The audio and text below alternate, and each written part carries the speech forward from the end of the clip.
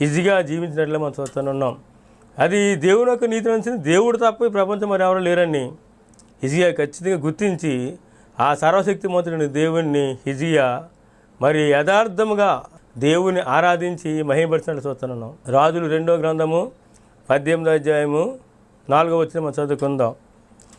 ఉన్నత స్థలములను కొట్టివేసి విగ్రహములను పగలగొట్టి దేవతా స్తంభములను పడగొట్టి మోసే చేసిన ఇత్తడి సర్పమును చిన్నాభిన్నములుగా చేశాను.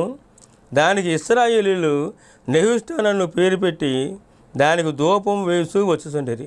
ఇక్కడ హిజ్కియా మొట్టమొదటి రాజుగా అభిషేకించబడిన తర్వాత మరి తను చేసిన మొట్టమొదటి పని ఏంటంటే హిజ్కియా మరి యథార్థమైన హృదయంతో నీతిని అనుసరించి నడుచుకున్నాడు. అంటే దానికి అర్థం ఏంటి?